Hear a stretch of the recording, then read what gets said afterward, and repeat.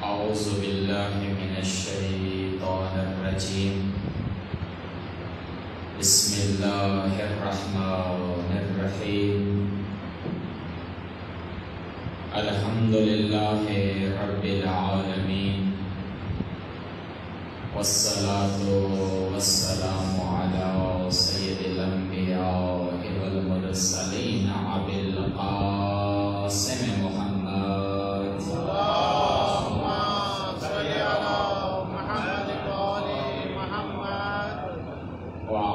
الطیبین الطاہرین المعصومین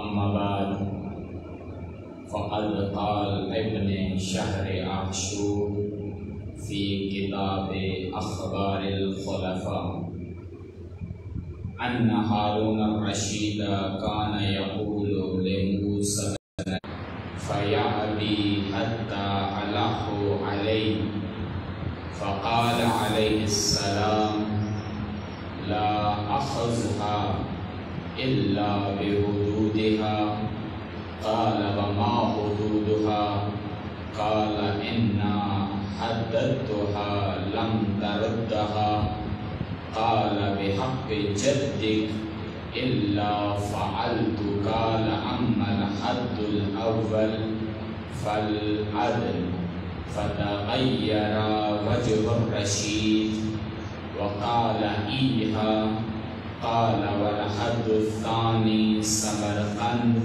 فأربدت وجهه قال والحد الثالث أفريقيا فاسود وجهه وقال حي قال والرابع سيف البحر مما يلي الجزر وأرمينيا قال الرشيد فلم يبق لنا شيء فتحول إلى مجلسي قال موسى قد أعلمتك أنني إن حددتها لم تردها فإنك ذلك عزم على قتله صلوات پڑھیے محمد وآل محمد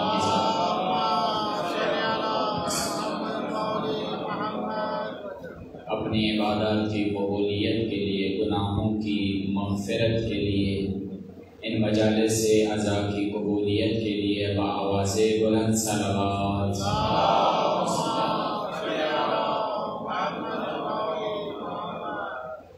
خداوند تبارک و تعالی نے انسان کی ہدایت کے لیے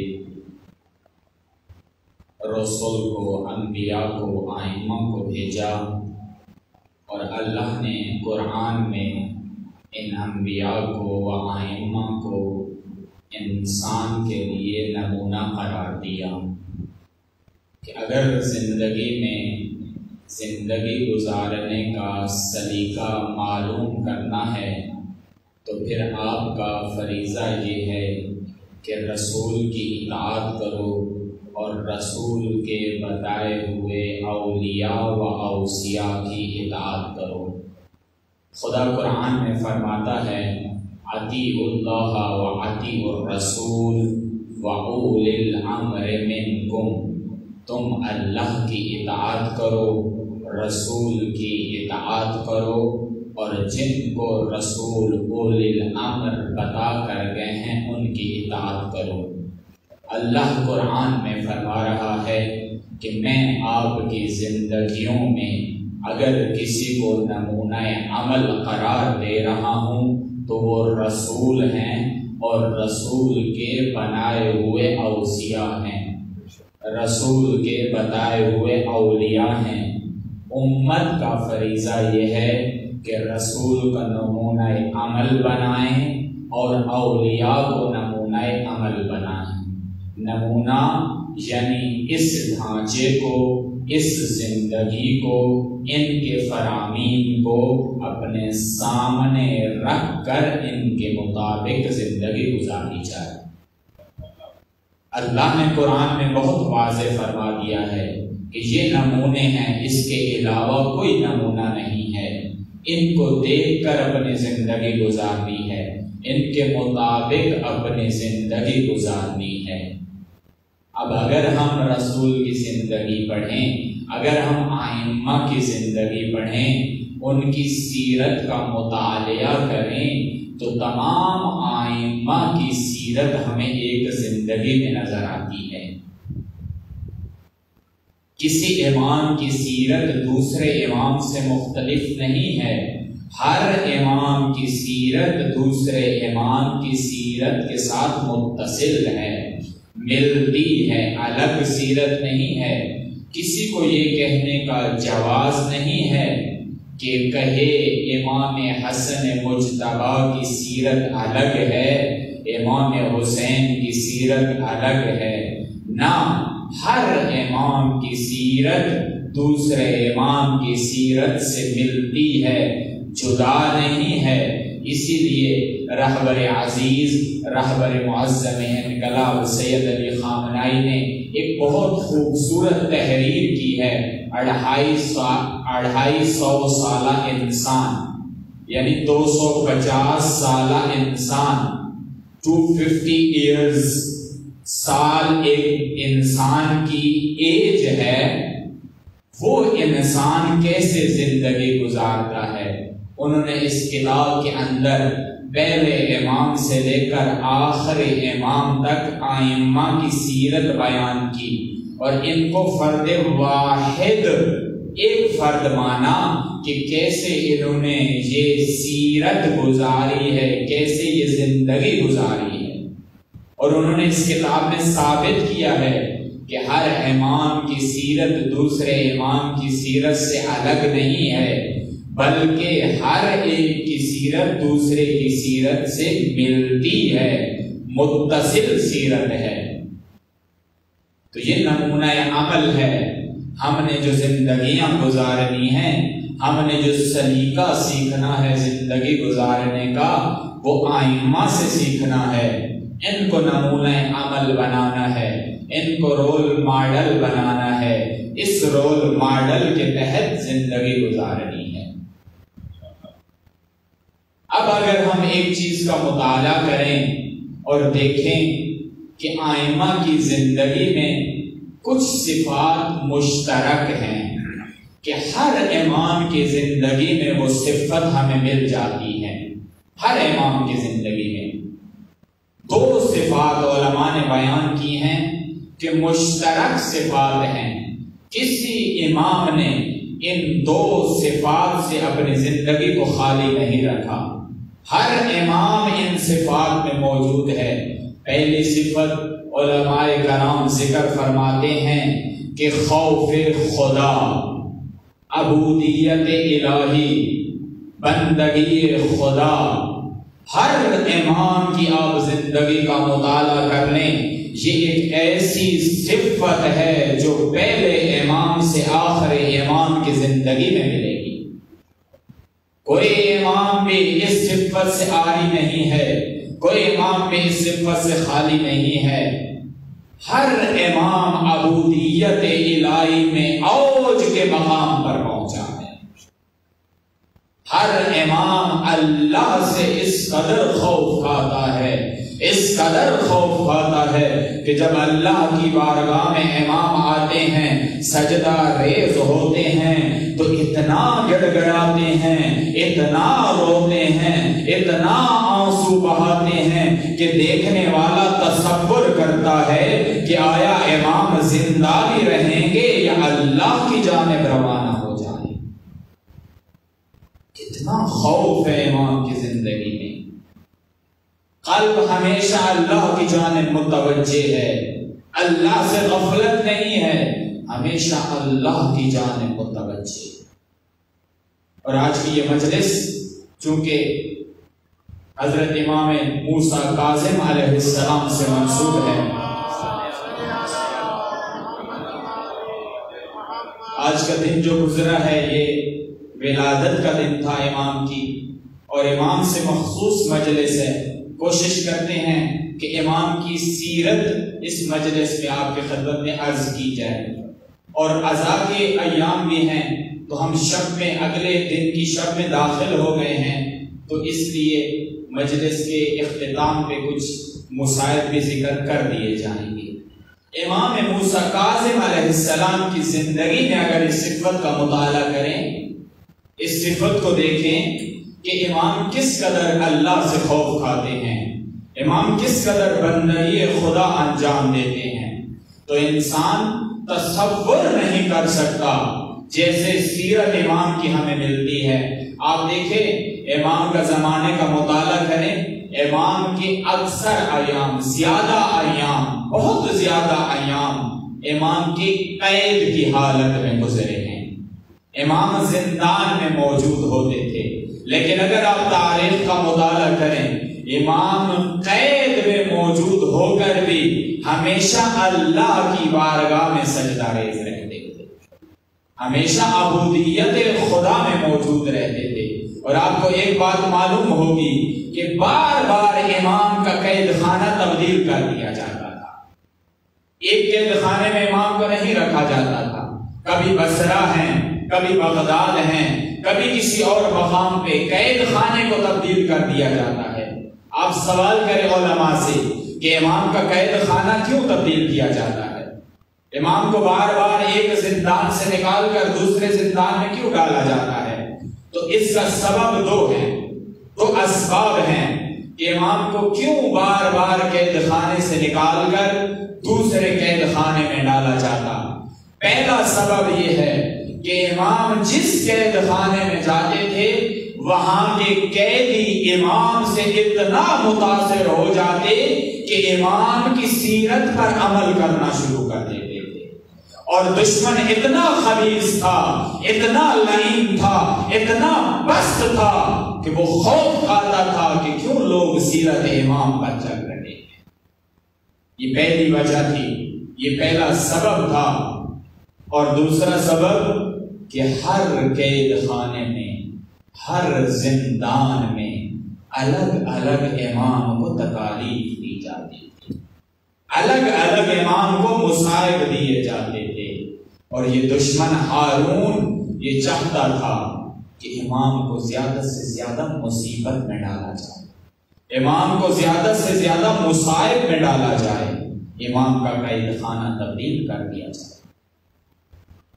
یہ پہلی صفت امام میں واضح موجود ہے کہ امام بندگی خدا کا اعلیٰ نمونہ ہے، امام عبودیت خدا کا بہترین نمونہ ہے، امام اللہ کا بندہ ہونے کا اعلیٰ مقام کے اوپر فائز ہے۔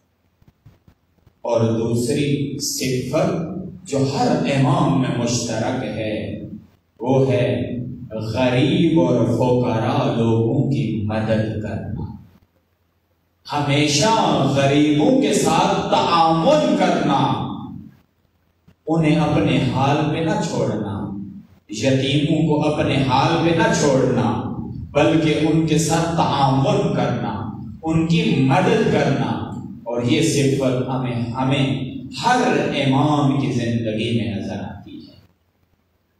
پھر ایک بات جو ہر ائمہ کی زندگی میں ہمیں مزید نظر آتی ہے وہ ہے کہ ہر امام کو شہید کیا گیا۔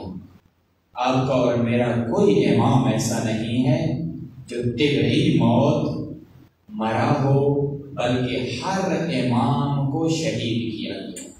دو ذرائع استعمال کیے گئے، یا امام تلوار کے ذریعے سے شہید ہوئے یا امام زہر کے ذریعے سے شہید کیے گئے۔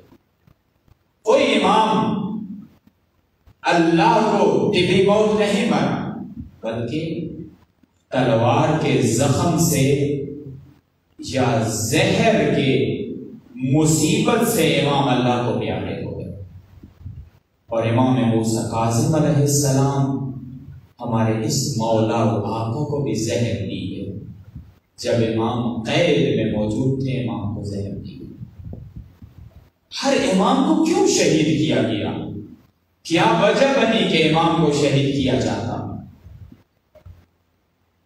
پہلے امام سے آخر امام تک 11ویں مولا واقعہ تک مطالعہ کیجیے، ہر امام کو شہید کیا گیا۔ کیا وجہ بنتی تھی؟ کیوں امام کو شہید کیا جاتا؟ کتنی علماء نے خوبصورت بحث کی ہے۔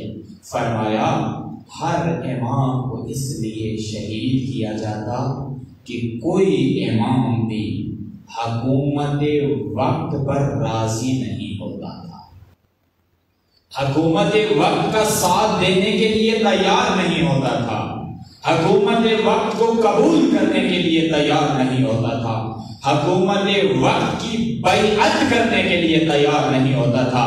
اور یہ وہ سبب ہے کہ حکومت وقت ہر امام کے خلاف ہوتی تھی، ہر امام کو شہید کرنا چاہتی تھی۔ وہ چاہتی تھی کہ ہم اس امام کو زہر کے ذریعے سے یا تلوار کے ذریعے سے ایسا زخم پہنچائیں کہ امام اس دنیا سے رخصت ہو جائے۔ کسی امام نے کسی ظالم حاکم کو قبول نہیں کیا، ہر امام نے ظالم حاکم کا انکار کیا، کسی ظلم کو قبول نہیں کیا۔ اور یہی مذہب شیعہ کا افتخار ہے کہ کوئی امام ایسا نہیں ہے جس نے وقت کی ظالم حکومت کو قبول کیا ہو۔ یہ افتخار ہے شیعہ کا، یہ مذہب شیعہ کا افتخار ہے۔ آج اگر شیعہ کسی ظالم کو قبول نہیں کرتا تو کیوں نہیں کرتا؟ اس لیے کہ اس کے امام کی سیرت یہ ہے کہ کسی ظالم کو قبول نہیں کرنا، جس کی واضح اور روشن مثال کربلا کا میدان ہے۔ کربلا کے میدان کیوں امام علیہ السلام جاتے ہیں، کربلا میں آتے ہیں؟ اس لیے کہ ظالم انسان حاکم بن گیا، ظلم حاکمیت پر آ گیا ہے۔ امام اپنے آپ کو قربان کر رہے ہیں، بیوی بچوں گھرانے کو قربان کر رہے ہیں تاکہ اس ظلم کا خاتمہ کیا جائے۔ آپ کے اور میرے مولا امام علی علیہ السلام جب ضربت لگی اور گھر پر آتے ہیں، امام حسن و حسین کو وصیت میں کیا فرماتے ہیں؟ مولا نے ایک جملہ فرمایا، لیکن یہ وہ جملہ جو امام حسن و حسین کو نہیں فرمایا، آنے والے امتوں کو فرمایا، قیامت تک آنے والے لوگوں کو امام فرماؤ کے جا رہے ہیں، کونوا للظالم خصما وَلِلْمَظْلُومِ أَوْنَا۔ علی فرما کے جا رہے ہیں کہ ہر ظالم کے دشمن بن کے رہنا، ہر مظلوم کے مددگار بن کے رہنا۔ آپ کے اور میرے مولا و آقا علی فرما کے جا رہے ہیں کسی ظالم کو قبول نہیں کرنا، ظلم کا ساتھ نہ دینا، ہمیشہ مظلوم کے مددگار رہنا۔ ظلم یعنی جب انسان حدود خدا کو توڑنا شروع کر دے، حد خدا کو توڑتا ہے جو انسان، یہ ظالم کہلاتا ہے۔ اللہ نے حد مقرر کر دی ہے، اس حد سے نکلنا نہیں ہے، اس حد سے تجاوز نہیں کرنا۔ اب یہ انسان حدود کو تجاوز کر رہا ہے، حدود سے نکل رہا ہے۔ پھر مولا فرما رہے ہیں کونوا للظالم خصما وَلِلْمَظْلُومِ أَوْنَا، ظالم کے دشمن بننا، مظلوم کے مددگار بننا۔ اور یہی سیرت ہے ہمارے ہر امام کی۔ کیوں امام موسیٰ کاظم علیہ السلام نے وقت کے حاکم ہارون رشید کو قبول نہیں کیا؟ کیونکہ یہ ظالم تھا، یہ ظلم کرتا تھا۔ امام قبول نہیں کرتے، امام اس جہاد پر بیعت کرنے کے لیے تیار نہیں، امام اس سے ملاقات کے لیے تیار نہیں ہے۔ تم امام کو جتنے شکنجوں میں ڈال لو، کتنے مصیبتیں امام پر آئی ہیں، لیکن امام مصیبتیں جھیلتے رہے، قبول نہیں کیا، راضی نہیں ہوئے ہارون پر۔ امام کو قبول نہیں ہے، کیوں؟ کیونکہ ظالم ہے، ظلم کر رہا ہے، حد خدا کو توڑ رہا ہے، تجاوز کر رہا ہے۔ جب حد خدا کو توڑا جا رہا ہے، امام قبول نہیں، جب امام نے قبول نہیں کیا، اب دشمن جب لائن ہوتا ہے نا، پست ہوتا ہے. آج بھی دشمن کتنا پست ہے. پست دشمن کا ہتھیار کیا ہوتا ہے؟ پست دشمن کیا کرتا ہے؟ کیا حربہ استعمال کرتا ہے؟ تو دشمن طاقتور ہو کر پست ہوتا ہے. پست دشمن کیا کرتا ہے؟ جب کسی کو شکست نہ دے سکے، جب کسی کی سیرت کو شکست نہ دے سکے، جب کسی کے اعمال کو شکست نہ دے سکے، تو یہ پست دشمن کیا کرتا ہے؟ اس کے پاس آخری حربہ اس انسان کا قتل ہوتا ہے، اس انسان کو دنیا سے ختم کرنا ہوتا ہے. اگر کوئی دشمن اپنے موقف میں کامیاب نہ ہو سکے، اپنے منصوبے میں کامیاب نہ ہو سکے، تو یہ دشمن کی پستی ہے کہ وہ اپنے مخالف کو موت کے گھاٹ اتارے. اور جب بھی کوئی دشمن اپنے مخالف کو موت کے گھاٹ اتارتا ہے، یہ دشمن کی پستی ہے اور اس کی کامیابی ہے جو موت کو گلے لگا. یہ اس کی کامیابی ہے. آج کا دشمن جب میدان میں آتا ہے کیا کرتا ہے؟ یہ آخری حربہ اپناتا ہے کہ شیعہ کو قتل کرو، شیعہ کو مارو، مومن کو ختم کرو. کیوں ختم کرو؟ کیا ہو گیا؟ وجہ کیا ہے؟ تمہاری پستی ہے. تم نظریے میں اسے شکست نہیں دے سکے ہو، اب تم چاہتے ہو کہ اس کا وجود دنیا میں نہ رہے. یہ تمہاری پستی ہے، یہ تمہاری پست ہونے کی علامت ہے. تم دھمکی دیتے ہو، یہ پست ہونے کی علامت ہے. امام موسیٰ کاظم کو سب سے پہلے دشمن نے قید کیا، شکنجے دیے. کتنے شکنجے دیے؟ اس قدر مصیبتیں امام موسیٰ کاظم کی کہ انسان تصور نہیں کر سکتا. امام علیہ السلام جب بصرہ کے زندان میں تھے، ایک بار صلوات پڑھ لیں محمد وآلہ.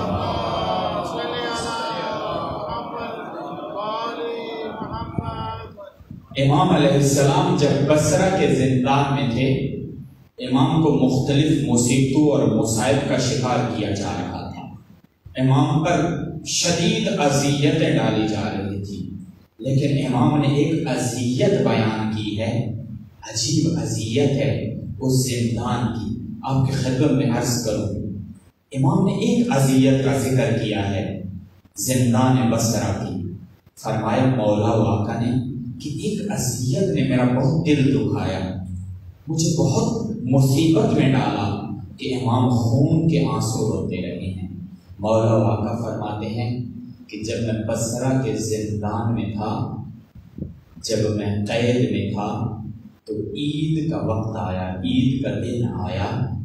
عید کے دن اس وقت میں نے موسیقی کی آوازیں سنی، اس وقت میں نے رقص کی آوازیں سنی.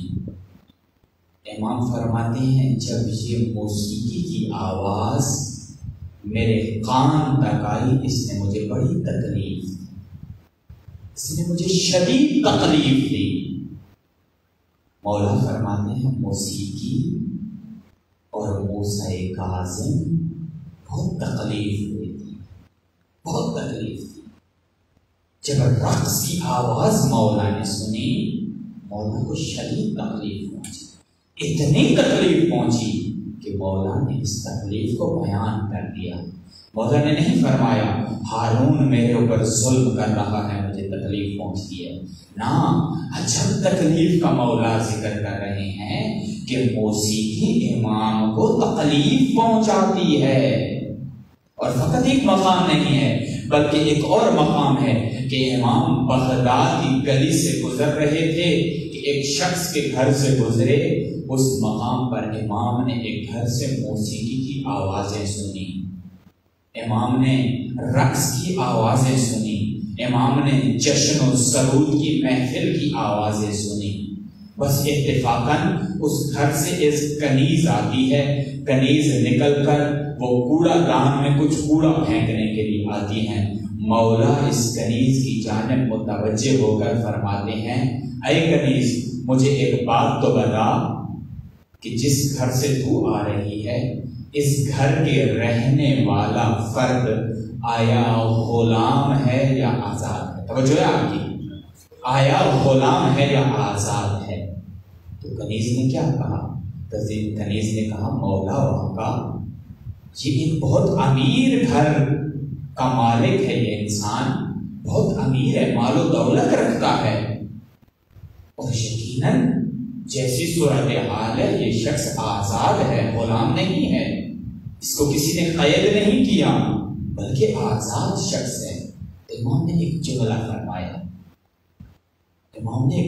فرمایا، فرمایا ہاں مجھے معلوم ہے یہ آزاد ہے، اسی وجہ سے اس گھر سے موسیقی کی آواز آ رہی ہے، اگر یہ شخص غلام ہوتا تو اس گھر سے موسیقی کی آواز نہ آتی۔ عجیب جملہ، امام نے ایک جملہ فرمایا اور امام چل پڑے۔ یہ قدیس سوچتی رہی مولا نے کیا فرمایا ہے، بس یہ فرمانا مولا کا کہ یہ گھر میں گئی، وہ شخص جو مالک تھا گھر کا، جس نے موسیقی کی محفل سجائی ہوئی تھی، اسے جا کر کہا کہ مجھے ایک شخص ملا ہے، اس نے سوال کیا ہے کہ آیا یہ غلاموں کا گھر ہے یا آزاد لوگوں کا گھر ہے؟ تو میں نے کہا آزاد لوگوں کا گھر ہے۔ اس نے کہا ہاں یہ آزاد ہی ہے جو یہ عمل انجام دے رہا ہے، اگر یہ غلام ہوتا تو یہ عمل انجام نہ دیتا۔ اس شخص نے پوچھا کون ہے جس نے یہ بیان کیا؟ تو اس کنیز نے بتایا کہ فلاں اولیاء تھا، اس طرح کا انسان تھا۔ یہ شخص کہتا ہے کیا وہ ہمارے مولا و آقا امام موسیٰ کاظم ہیں جنہوں نے یہ کہا ہے، جنہوں نے یہ بیان کیا ہے، کیا وہ ہمارے مولا و آقا ہیں؟ تو یہ کنیز کہتی ہے شاید وہی تھے جو یہ فرما کر چلے گئے۔ تاریخ نے لکھا ہے اس شخص پر امام کی بات کا اتنا اثر ہوا کہ اس میں پاؤں میں جوتی نہیں پہنی، بلکہ جیسے بیٹھا تھا اسی طریقے سے ننگے پاؤں کے ساتھ اپنے گھر سے باہر نکلا اور دوڑتا ہوا امام کی جانب گیا۔ امام کے پاس پہنچ کر کہا کہ میرے مولا و آقا مجھے معاف کر دیجئے، مجھے معاف کر دیجئے، میں غافل ہو گیا تھا، میں اللہ کا غلام بننا چاہتا ہوں، آزاد بننا نہیں چاہتا۔ یہ طریقہ ہے، یہ سیرت ہے امام کی۔ کتنا اثر تھا امام کی زبان میں کہ جب کنیز کے ذریعے سے پیغام پہنچا تو امام کے پیغام نے اس شخص کے دل پر ایسا اثر کیا، اتنا اثر کیا کہ وہ شخص توبہ طالب ہو گیا، کہنے لگا مولا گناہ کر بیٹھا ہوں، گناہ ہو گیا ہے، آئندہ ایسا عمل نہیں کروں۔ موسیقی سے موسیٰ کو بہت تکلیف ہوتی ہے، امام کاظم کو تکلیف پہنچتی ہے، موسیقی مولا کو پسند نہیں ہے۔ اگر کوئی شخص موسیقی سنتا ہے، مولا امام موسیٰ کاظم کو تکلیف پہنچتی ہے، بہت تکلیف دیتی ہے یہ موسیقی۔ کیوں تکلیف دیتی ہے؟ اس لیے کہ جو شخص موسیقی میں مبتلا ہو جاتا ہے، اس موسیقی کا پہلا اثر جو انسان کے قلب پر ہوتا ہے وہ یہ ہے کہ انسان کا دل سخت ہو جاتا ہے، اور جب انسان کا دل سخت ہو جائے وہ نصیحت خدا کو قبول کرنے کے لیے تیار نہیں ہوتا، وہ امام کی بات پر عمل کرنے کے لیے تیار نہیں، اس پر امام کی بات اثر نہیں کرتی۔ خصوصی توفیق تھی اس انسان پر کہ جب امام موسیٰ کاظم کا پیغام پہنچا یہ شخص تیار ہو گیا توبہ کرنے کے لیے۔ یہ ہے موسیٰ کاظم جنہوں نے تبلیغ کی، جنہوں نے لوگوں کو دین کی جانب لایا، جو دین کی طرف لوگوں کو لے کر آئے۔ اور یہی ایک چیز تھی جو ہارون کے دل میں کھٹکتی تھی کہ کیوں لوگ موسیٰ کاظم کی جانب رجوع کر رہے ہیں، کیوں موسیٰ کاظم کے قریب ہو رہے ہیں؟ یہ چاہتا تھا کہ لوگ موسیٰ کاظم سے دور ہو جائیں، آپ کی سیرت کو نہ اپنائیں، اسی وجہ سے آپ کو قید میں رکھتا تھا، اسی وجہ سے شکنجوں میں مبتلا کر دیتا تھا۔ اور یہ شخص چاہتا تھا کہ میں اپنے بیٹے کی ولی عہدی کا اعلان کر دوں، میں اس کو اپنا نائب بنا دوں، کہیں ایسا نہ ہو کہ لوگ امام موسیٰ کاظم کی بیعت کر لیں، امام کے قریب ہو جائیں۔ نہ، یہ شخص چاہتا تھا کہ میرا بیٹا ولی عہد بن جائے، میرا بیٹا میرا نائب بن جائے۔ اتنی وجوہات کی بنا پر یہ لوگوں کو امام کے قریب نہیں ہونے دیتا تھا۔ صلوات پڑھیے محمد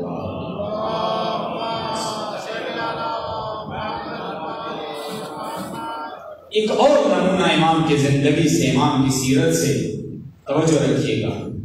امام چونکہ پست تھا، چاہتا تھا امام کا کوئی منفی پہلو مجھے مل جائے، نعوذ باللہ، کوئی امام کا ایسا پہلو مجھے مل جائے جس کے ذریعے سے میں امام کو بدنام کر سکوں، جس کے ذریعے سے میں عوام کو امام کے خلاف کر سکوں۔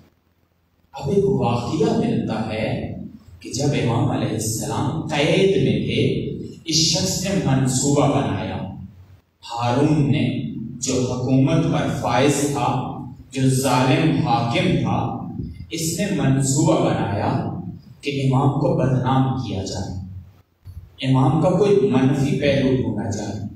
اس نے زمانے کی خوبصورت ترین عورت کا انتخاب کیا، انتخاب کرنے کے بعد اس نے اس عورت کو ایک ہدف دیا کہ تم نے امام علیہ السلام کو کھانا پیش کرنا ہے زندان میں، اور امام علیہ السلام کو اپنی جانب متوجہ کرنا ہے۔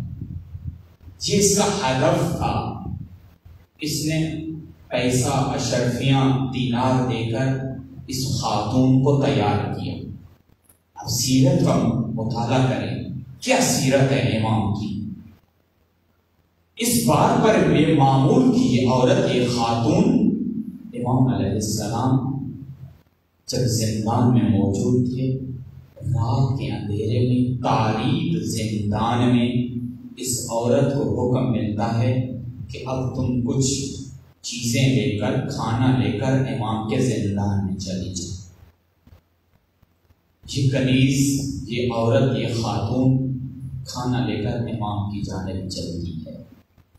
جب یہ جاتی ہے، امام عبادت الہی میں مشغول ہوتے ہیں، امام اللہ کی عبادت میں گڑ گڑا کر، رو رو کر دعائیں مانگ رہے ہوتے ہیں۔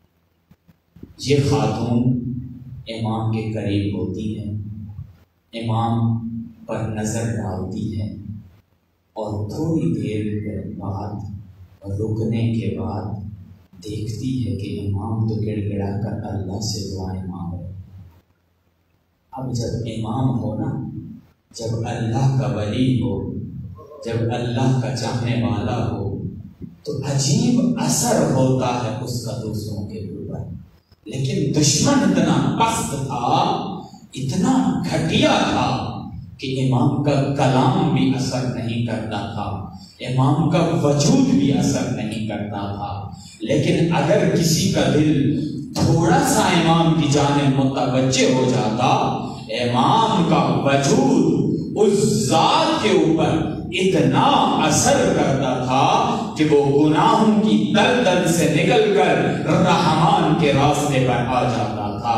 بس یہی حال ہوا اس کنیز کا جب یہ متوجہ ہوئی کہ امام عبادت الہی میں مشغول ہیں، امام اللہ کی عبادت کر رہے ہیں۔ کچھ دیر امام کی سیرت کا مطالعہ کیا، کچھ دیر امام کو پرکھا، کچھ دیر امام کو جانچا، فوراً ابھی امام سجدے میں ہے، یہ خاتون بھی سجدے میں چلی جاتی ہے، یہ کنیز بھی سجدے میں چلی جاتی ہے، اور اللہ کی بارگاہ میں معافی نامہ پیش کرتی ہے، کہتی ہے اے میرے اللہ مجھے معاف کر دینا، میں تیرے نیک بندے کے پاس غلط منصوبے میں آ گئی تھی۔ اکثر صلوات.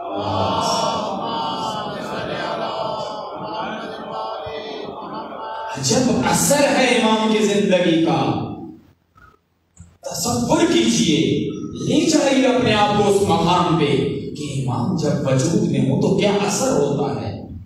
امام تقوی کے اعلیٰ مقام پر ہوتے ہیں. جب کسی امام میں اتنا تقوی ہوتا ہے تو وہ اثر کرتا ہے دوسروں کے وجود پر، وہ امام اثر کرتا ہے. اور یہ امتحان تھے امام کے، یہ تقوی کا امتحان تھا، عبودیت کا امتحان تھا. امام متوجہ نہیں ہوئے، امام تقوی میں موجود رہے. امام نے نگاہ نہیں کی، غیر محرم کی طرف نگاہ نہیں، نہ محرم کی جانب نگاہ نہیں کی. یہی تو امام کا امتحان تھا کہ اب جب امام عبادت الہی میں ہیں تو آیا نہ محرم کی جانب متوجہ ہوتے ہیں یا نہیں ہوتے. جب امام متوجہ نہیں ہوئے تو پھر اللہ نے اس قلیز کا قلب پلٹ لیا. اب وہ بھی اللہ کی بارگاہ میں آ گئے، اب وہ بھی امام کی بارگاہ میں آ گئے. اور یہی ہوتا ہے جب انسان تقوی کی اعلیٰ منازل پر قائم ہو پھر خدا اس کا امتحان لیتا ہے. جب وہ امتحان میں کامیاب ہو جائے پھر اسے خدا قرآن میں ذکر کر دیتا ہے. قرآن میں اللہ نے ایک خوبصورت واقعہ ذکر کیا ہے.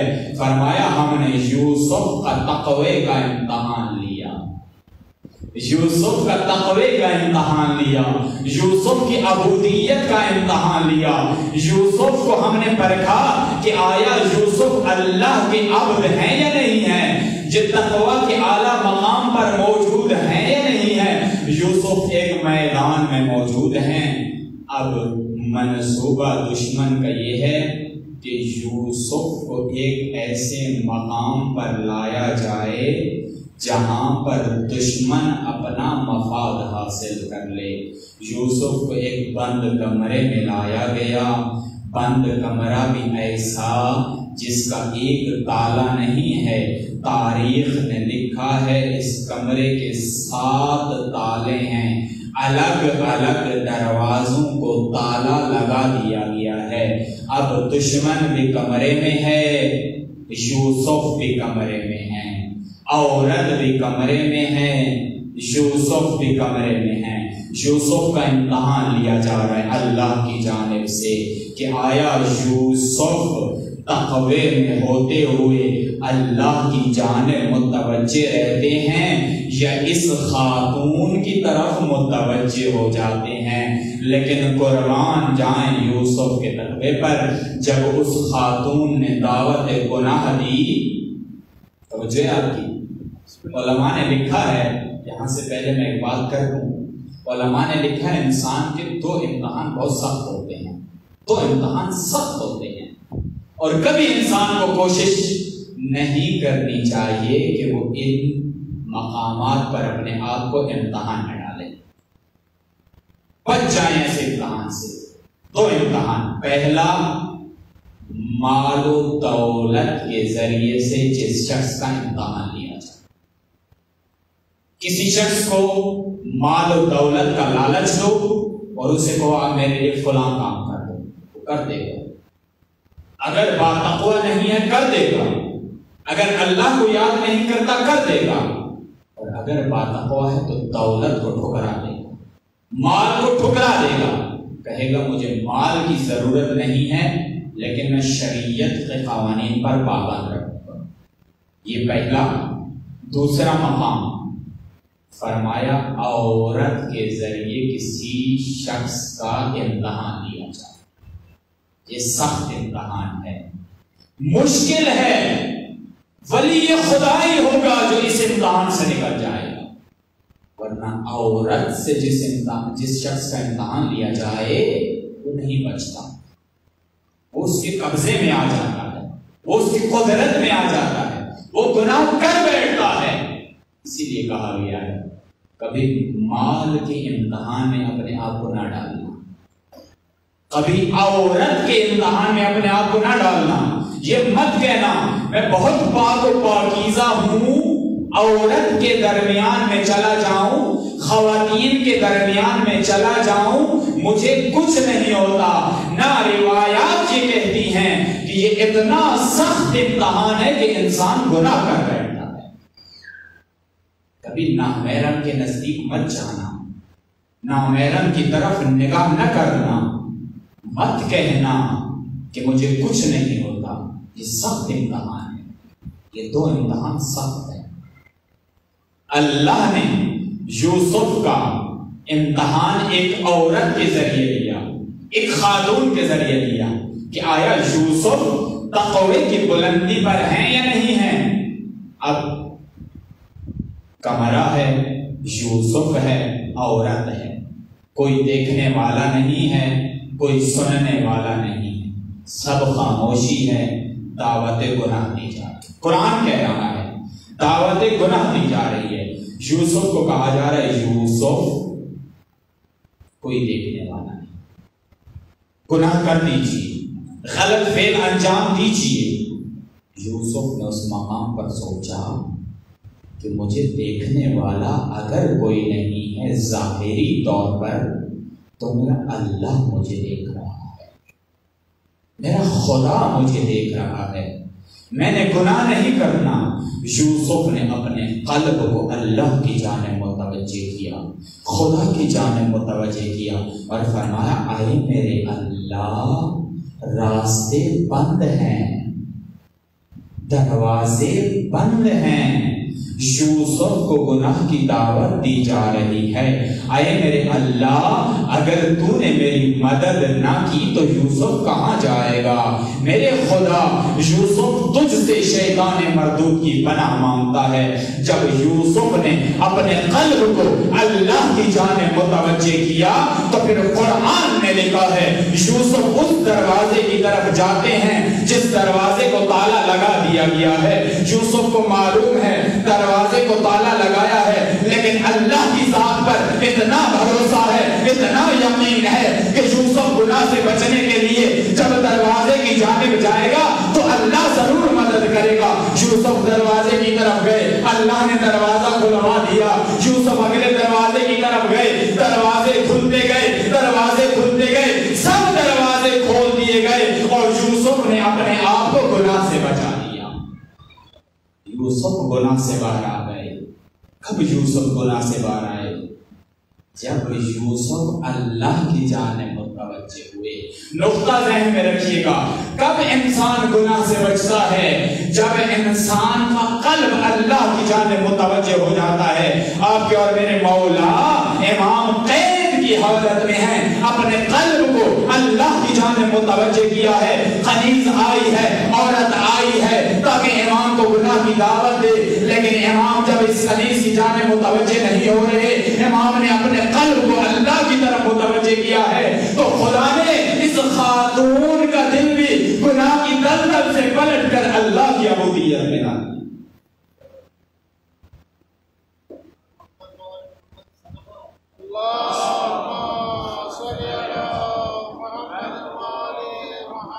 یہ قرآن کا فیصلہ ہے، یہ سیرت امام کاظم کا فیصلہ ہے کہ جب اپنے دل کو اللہ کی جانب متوجہ ہو کرو گے پھر اگر گناہ سے بچنے کا ذریعہ بھی نہیں ہے خدا تمہیں گناہ سے بچا دے گا. خدا تمہیں گناہ کی دلدل میں نہیں جانے دے گا. اگر راستہ بھی نہیں ہے، کوئی طریقہ بھی نہیں ہے، چار دیواری میں بند ہو گئے ہو، اللہ کا یہ قانون ہے کہ دل کو اللہ کی جانب متوجہ کرو، اللہ کو یاد کرو، خدا مدد کرے گا، خدا مدد کرے. بہت کچھ کہنے کو ہے امام کی سیرت پر، بہت کچھ کہنے کو ہے. ابھی کافی ایک طولانی بحث ہے اس سیرت کی، آگے بھی ایک دو جو امام علیہ السلام کی سیرت سے ہمیں ملتی ہیں، لیکن ایک حدیث بیان کروں چونکہ وقت ختم ہو رہا ہے اور مصائب کے جملے آپ کی خدمت میں عرض کریں گے، اجازت چاہیں گے. ایک امام علیہ السلام کی حدیث ہے، عجیب حدیث ہے. انسان یقین کریں جب متوجہ ہوتا ہے مطالب کی جانب انسان کا ذہن سمجھنے سے قاصر ہو جاتا ہے. یہ حدیث جو ابھی میں نے آپ کی خدمت میں عرض کی ہے، پڑھی ہے شروع میں ابتدائے کلام میں، امام موسیٰ کاظم کی حدیث کہ جب ہارون نے اعلان کیا کہ سب کو اپنا لوٹا ہوا مال واپس کر دیا جائے، جس کا مال جس نے لوٹا ہے، حکومت وقت ہارون کی حکومت اس کو وہ مال واپس کر دے گی، آؤ دربار میں، آؤ میرے پاس اور آ کر اپنا اپنا مال وصول کر لو۔ توجہ ہے آپ کی۔ اب اعلان ہو گیا، لوگ آئے جن کا مال جس نے بھی لوٹا تھا، کسی سپاہی نے لوٹا تھا، حکومت نے لوٹا تھا، کسی اور نے لوٹا تھا، ہارون نے خزانے میں سے، حکومتی خزانے میں سے وہ مال اس کو پلٹا دیا۔ یہ چاہتا تھا کہ میں گناہوں سے پاک ہو جاؤں اور میرے سر پر کوئی بات نہ رہے، کوئی وزن نہ رہے، یہ واپس کرتا گیا۔ امام علیہ السلام نے اس کو پیغام دیا اور اس کو کہا کہ تو سب کو اپنا مال واپس کر رہا ہے، میرا مال بھی مجھے واپس کر دے۔ امام موسیٰ کاظم فرما رہے ہیں میرا مال بھی مجھے واپس کر دے۔ تو یہ شخص کہنے لگا، ہارون کہنے لگا کہ کون سا مال آپ کا جو آپ کو واپس کرنا ہے؟ پھر خود ہی اس نے کہا کہ کیا آپ فدق کی بات کر رہے ہیں؟ جو فدق لوٹا گیا ہے، کیا آپ اس کی جانب متوجہ کر رہے ہیں اور آپ کہہ رہے ہیں کہ آپ کو فدق واپس کر دیا جائے؟ توجہ، میرے پاس تمہید باندھنے کے لیے وقت نہیں ہے۔ امام علیہ السلام نے فرمایا ہاں میں فدق کی بات کر رہا ہوں، مجھے فدق چاہیے۔ اس نے کہا خوب، آپ فدق کے بارے میں بتائیے، ہم آپ کو فدق دے دیتے ہیں۔ امام نے کہا کہ میں فدق کی حدود مقرر کروں گا اور جب میں حدود کو مقرر کروں گا تم مجھے فدق واپس نہیں پلٹاؤ گے، تم مجھے نہیں دو گے، تم حامی بھر رہے ہو کہ آپ کو آپ کا مال دیا جائے گا، آپ کو آپ کا فدق دیا جائے گا، لیکن امام نے خود فرما دیا جب میں فدق کی حدود کو مقرر کروں گا تم فدق کو واپس نہیں پلٹاؤ گے۔ جی کہتا ہے اے موسیٰ کاظم، آپ کو آپ کے جد کا واسطہ، یہ حدیث کے الفاظ ہیں اور میں تلاوت نہیں کر رہا وقت کی کمی کی وجہ سے، آپ کو آپ کے جد کا واسطہ آپ اپنا فدق بتائیے، آپ حدود کو مقرر کیجیے۔ اب امام علیہ السلام نے فدق کی حدود بتائی۔ حدیث کہتی ہے امام نے مشرق، مغرب، شمال اور جنوب کی جانب 4 حدود بتائیں اور فرمایا کہ یہ ہمارا فدق ہے۔ فرمایا ایک طرف سے افریقہ ہے، ایک طرف سے سمرقند ہے، ایک جگہ سے فلاں علاقہ ہے، ایک جگہ سے فلاں علاقہ ہے۔ جب امام نے 4 حدود مقرر کر دی اور فرمایا کہ یہ ہمارا فدق ہے جو تم نے ہمیں واپس پلٹانا ہے، تو اس ہارون نے 4 حدود سننے کے بعد روایت کے الفاظ ہیں کہ اس کا چہرہ زرد ہو گیا، فقط زرد نہیں ہوا بلکہ اس کا چہرہ کالا ہو گیا اور کہنے لگا کہ اے موسیٰ کاظم، اگر یہ فدق میں آپ کو پلٹا دوں تو پھر میرے پاس حکومت کرنے کے لیے کوئی مقام باقی نہیں رہے گا، میں کس مقام پر حکومت کروں گا؟ اور روایت کے آخری الفاظ ہیں کہ یہ سننے کے بعد ہارون نے تہیہ کر لیا کہ امام کو قتل کر دیا جائے۔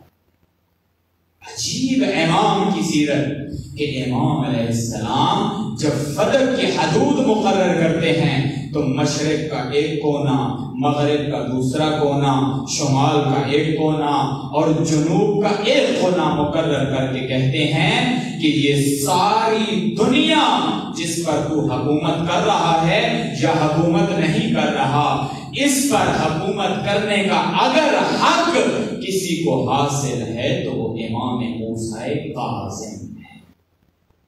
امام موسیٰ کاظم کے علاوہ کسی کو حق نہیں ہے کہ اس دنیا پر حکم کرے۔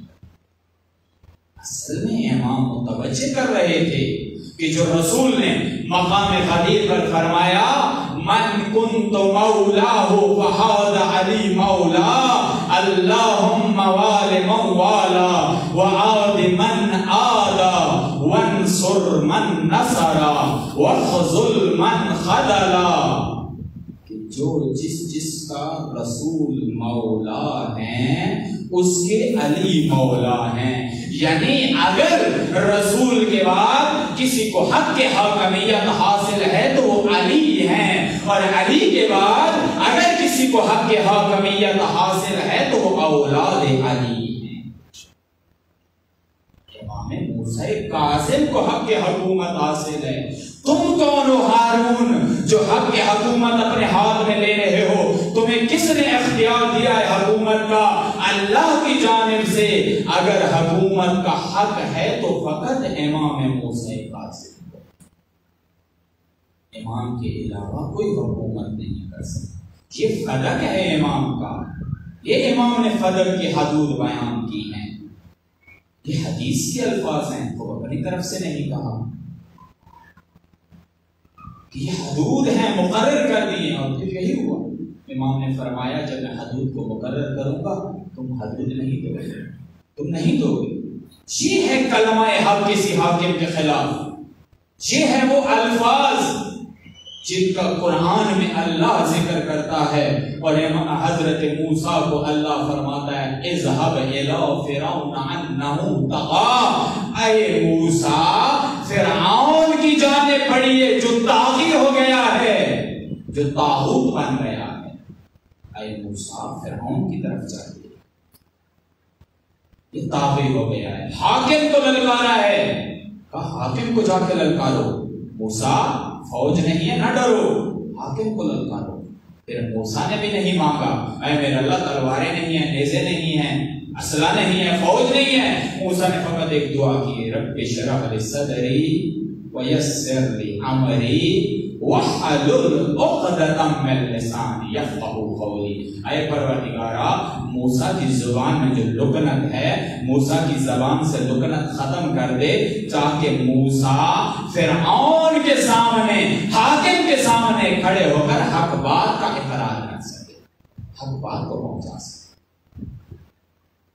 کلمہ حق کسی حاکم کے خلاف کہنا، کسی حاکم کے مقابلے میں کہنا مشکل ہے، اور یہ سیرت ہے آپ کے اپنے مولا و آقا امام موسیٰ کاظم۔ یہی وجوہات تھی، یہی محرکات ہیں، یہی اسباب ہیں جن وجہ سے امام کو شہید کر دیا، یہی اسباب ہیں۔ مجھے بتائیے جب امام ایک حاکم کے سامنے حق بات بیان کر رہے تھے، وہ حاکم کیسے امام کو برداشت کرتا؟ وہ حاکم آپ کو قید میں ڈال دیتا، وہ حاکم آپ کو شکنجوں میں ڈال دیتا، وہ حاکم آپ کی قتل کا درپے ہو جاتا۔ یہ وجوہات ہیں کہ امام کو شہید کر دیا، یہ محرکات ہیں امام کو مصیبتوں میں آنا، اور اتنی مصیبتیں ہیں امام موسیٰ کاظم۔ عجب ہے کہ اگر انسان تصور کرے مصیبتوں کا، انسان خون کے آنسو روتا رہے، انسان کا دل رونا شروع ہو جاتا ہے۔ اس لعین ہارون نے حکم دیا تھا کہ موسیٰ کاظم پر جتنی مصیبتیں ڈھال سکتے ہو ڈھاؤ، موسیٰ کاظم کو قید میں جتنے شکنجے دے سکتے ہو شکنجے دو۔ اور پھر ایک مقام ایسا ہے، اس نے اپنے کچھ سپاہیوں کو بلایا اور بلا کر کہا کہ حضرت موسیٰ کاظم کو اس دنیا سے رخصت کرنا ہے۔ یہ عمل کون انجام دے گا؟ کون موسیٰ کاظم کو قتل کرے گا؟ تاریخ نے لکھا ہے کچھ قید خانے میں رہنے والے جو وہاں کے سپاہی تھے وہ پیچھے ہٹ گئے اور کہنے تھے ہماری جان کی پناہ ہو، ہم امام کو قتل نہیں کر سکتے، ہم ظلم کرتے رہے ہیں، ہم امام کو شکنجے دیتے رہے ہیں، لیکن ہم جان کی پناہ چاہتے ہیں، ہم امام کو قتل نہیں کر سکتے۔ اس لائن نے، حاکم نے ایک اور آدمی کا انتخاب کیا اور اس کو مامور کیا کہ امام کو قید خانے میں اتنے شکنجے دو کہ امام دنیا سے رخصت ہو جائے۔ عجیب، یہ ہارون سے ایک تاریخ میں نکتہ ملتا ہے۔ ہارون ایک وقت زندان میں دیکھتا ہے، قید خانے میں نگاہ کرتا ہے تو سپاہی سے پوچھتا ہے، اے سپاہی، یہ زندان کے درمیان میں جو سفید کپڑا پڑا ہوا یہ کیسا سفید کپڑا ہے؟ یہ کیوں سفید کپڑا پڑا ہے؟ تو یہ سپاہی کہتا ہے کہ اے ہارون، اے حاکم وقت، آپ نے حکم دیا تھا کہ امام کو اتنے شکنجے دو کہ امام اس دنیا سے رخصت ہو جائے۔ کہتا ہے مجھے کوئی جسم نظر نہیں آ رہا۔ کہتا ہے یہ موسیٰ کاظم ہیں جو اس کپڑے میں لپٹے پڑے ہیں، لیکن موسیٰ کاظم کا جسم نظر نہیں آ رہا۔ کتنے شکنجے دیے، مصیبتیں دی مولا کو۔ امام اس دنیا سے رخصت ہو گئے۔ جب امام اس دنیا سے چلے گئے تو یہ حاکم وقت کہتا ہے اب امام کا جنازہ اٹھا کر پل بغداد میں رکھو۔ پل بغداد میں کیوں امام کا جنازہ رکھا گیا؟ اس لیے رکھا گیا کہ اس نے اعلان کیا کہ امام کو ہم نے شہید نہیں کیا بلکہ امام خود دنیا سے چلے گئے۔ تاریخ نے لکھا ہے اس وقت کے لوگ آتے، مولا کے چہرے سے کفن اٹھاتے، کپڑا اٹھاتے، دیکھتے مولا کا چہرے پر کوئی زخم نہیں ہے، کہتے ہاں مولا کو حاکم وقت نے شہید نہیں کیا، مولا خود شہید ہو گئے، خود دنیا سے چلے گئے۔ قربان جاؤں موسیٰ کاظم، آپ کا جنازہ پل بغداد پر 3 دن پڑا رہا۔ آپ کے جد کربلا کے میدان میں جب شہید ہو جاتے ہیں ان کو بھی دفن کرنے والا کوئی نہیں تھا، ان کو کفن پہنانے والا کوئی نہیں تھا، آپ کو دفن کرنے والا کوئی نہیں تھا۔ یہ لعین جب 11 محرم کو قافلے کو روانہ کرتے ہیں نا تو شہداء کے لاشیں پڑے ہیں کربلا کی سرزمین پر، حسین کا لاشا کربلا کی سرزمین پر پڑا ہے۔ یہ لعین بیویوں کو قید کر کے جب کوفہ کی جانب روانہ کرتے ہیں، ایک مرتبہ بیویاں جناب زینب کی قیادت میں امام سجاد کے پاس آ کر کہتی ہیں مولا ایک مرتبہ لعینوں سے اجازت لے کر دے دیجئے، ہم اپنے لاشوں کی زیارت کرنا چاہتی ہیں، ہم اپنے شہیدوں کی زیارت کرنا چاہتی ہیں۔ امام سجاد نے اجازت لی۔ جب مولا کو اجازت ملی نا تو ایک راوی روایت کرتا ہے مولا نے بیویوں کو فرمایا جاؤ اپنے اپنے شہیدوں کی زیارت کر لو۔ جب شہداء کی زیارت کی اجازت ملی، ہر بیوی کربلا کی سرزمین پر اپنے شہید کے لاش پر جا کر بیان کرتی ہے ہماری چادریں لوٹ لی گئی، ہمیں تماچے مار دیے گئے۔ راوی کہتا ہے میں نے دیکھا ایک بیوی ہے کربلا کی سرزمین پر ایک لاش کے ٹکڑے اپنے ہاتھوں پر اٹھا کر اللہ کی جانب متوجہ ہو کر کہہ رہی ہے اللہم تقبل منا ھذا القربان، پروردگارا زینب کی اس قربانی کو قبول فرمانا، زینب کی اس قربانی کو قبول فرمانا۔ مگر اتنا نہیں، اس کے بعد بیویوں کو لایا گیا، بیویوں کو اونٹوں کے اوپر سوار کیا گیا۔ عجیب مظالم ہے کربلا کے بعد۔ زینب کبریٰ ایک روایت فرماتی ہے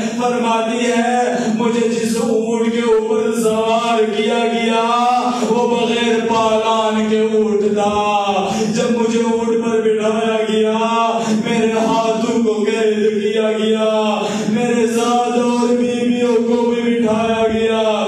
نہ جانے زینب نے کربلا سے کوفہ تک کیسے سفر کیا ہوگا۔ اللہ لعنت اللہ علی قوم الظالمین۔